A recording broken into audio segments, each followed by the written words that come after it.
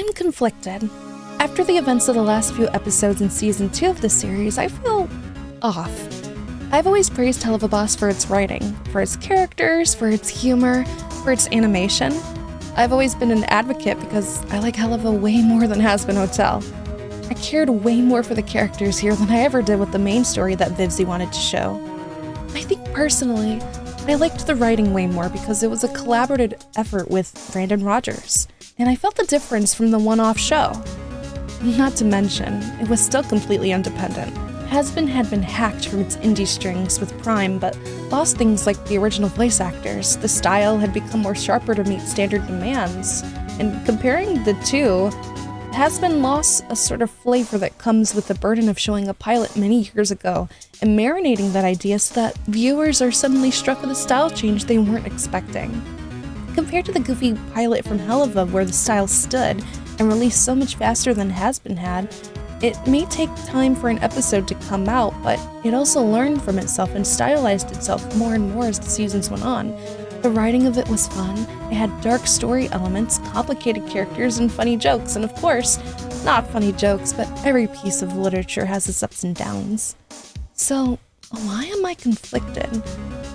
Let's look at the season finale of Season 1. Right before the final episode, we get a look into Blitz in a way we've never seen before. We see that he's deeply traumatized and has all these worries holding him back from his past, from past relationships and people of his life. Until that point, we knew that Blitz was an a-hole who had things going on, but it was never really explored until then. Not to mention, the ending battle scene was amazing to watch, showcasing that talented indie animators work with a fluid sequence. It was a good episode. What started as a probably filler episode turned into an episode that wowed expectations.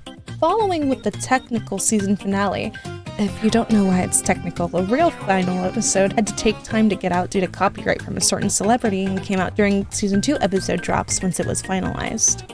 The season finale focuses heavily on Stolas and Blitz, and the sort of one-sided relationship they have. Blitz being more closed off and Stolas wanting more than just their contract. To have contact. This finale also introduced a new sin and a familiar face to Blitz. It worked well and intrigued the viewer and audience. It makes you want to see what happens next. It felt like there was a purpose of introducing the childhood friend of Blitz and this new sin. It built the world, exploring a new ring of hell even in just a little corner. But it makes the world feel bigger. It was a perfect send-off and I love it. Season 2 finale feels messy. It's very drama-filled, and you could argue that the last season finale was also drama-filled, but Season 1 had one point of interest. Season 2 ends with a broken parental relationship, a complicated new love relationship kinda, and a pregnancy scare. It feels like too much for a continuation. If it had just been the teenage angst, which, goodness me, why are we doing this again? Then maybe it would have been fine? Speaking of Via, why is it that she's getting the Fluttershy treatment? For those of you who don't know, Fluttershy is a character from My Little Pony, who would have episodes dedicated to her being more outspoken and learning to be confident and not so shy, but constantly this trope of hers would be on an episode basis. Like, she didn't really learn the lesson. There was even an episode where the show made a joke about it. The fans, bronies, telling her that she's constantly still doing this trope, which was funny, but Via is doing this trope. The angsty teen is mad at Dad for not being there more trope. It feels like a teenager inserted herself into the fanfiction that the show is turning into. She's been mad at her father before for the same reason of fear of being alone. And while that's a valid emotional response of a teenager, not to say I certainly haven't been angry at my parental figures for dumb reasons, I still have qualms because the cause of her crashing out at her father in the end wasn't just he left me. She finds his antidepressants and is upset thinking that she was the cause, that he was never happy with them around, when he never showed signs of being upset of having her. He's always been so supportive of her and openly tells her how much he loves her. She can see he's unhappy with the marriage that he's been in. Stella's an awful mother to her. So putting those things together, it would make sense that she wasn't the cause of his depression. but the harmful relationship he was in the first place. He tried so many times to contact her during the course of a month, and it wasn't like she didn't know he was calling her. At the first chance she saw, Stella took away that right and laughed in Stolas's face from afar that he couldn't see his daughter. She has to know that he was trying. He tried even though it bent the rules of the agreement when he had been banished, and she knows that. She knows that he didn't just leave her with an unfit mother because he wanted to, but her anxiety and her fear are clouding the fact from her mind. If she was mad truly and broke away from Stolas, it would have been from this, but she clearly knows all of her teenage anger is not pointed at Stolas leaving her, but because she thinks he hates her. Like, how? Sorry, but I have so many feelings toward this because this feels like an arc that will resolve itself in like the next 2 episodes, and it was a waste of time. All it does is break Stolas even more than he already is. He had the right intention. He wanted to talk to her, to see her, and yet she shut him out completely. It's going to piss me off to see her later on realize her mistake when she was the one who did it. Teens. I get it, but it still frustrates me that she's only thinking of herself right now and not her obviously hurt father who would catch the moon for her. Not to mention, the only reason they did this was for a reason to see Androphis? I still don't know his name. Again, and have an impressive fight sequence to give an extra pow factor to the animation. I do like him a lot as a villain, just saying. He's silly, and there's just something about this pompous character I like. I really don't like that the conflict only is made so that it can have a fight scene. It feels random. Maybe? I don't know. Again, this episode was all over the place and what it wanted to be, and I wish it just kept up a certain topic rather than so much at once.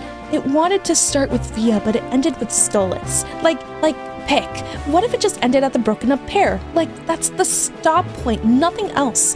Sorry, I have to collect myself for a moment because I didn't think I was this heated over this. Moving on for that, let's talk about Millie's pregnancy announcement. It makes sense, considering how passionate Millie and Moxie are. There was bound to be a time when an accident would occur. I'm surprised that I never really thought of the possibility, though I guess in a show like this, children are never really something I would think about. This show is mostly comedy-driven with killing antics and a side of very apparent drama. Drama aside, I think the inclusion of a child would be random. Cool, but it's giving Poof from Fairly Odd Parents? Also, I'm conflicted because it looks like Millie doesn't want any children, and as a person who doesn't want children myself, I'm afraid of how this situation would go. It feels like this is such a sensitive and out-of-place topic for this universe to tackle. If they decide to keep it or not, they could potentially show something not so accepted in this already unacceptable show about gays in hell. I just think it doesn't belong, really. And I'm interested to see what they'll try to do with it, but I don't really have high hopes. And Stolitz. So they got together? They never really confirmed it, but we get to see this domestic lifestyle play out. And yes, it is cute. Yippee, gays being cute. However, this domestic life feels out of place while Stolitz is sitting around wondering what's going on with life. He's so out of it that I can't really enjoy this. Also, I want to say, it's a different trope to fall in love with someone after they save you, and they have shown affection towards each other, but it feels a little fast. Just instantly together. Maybe I'm weird, but they still never had a heartfelt moment where they tell each other how they feel and decide to make it official. The ending hug confirms that Stolas still has so much on his brain. He's not going to be able to focus on Blitz in any way yet.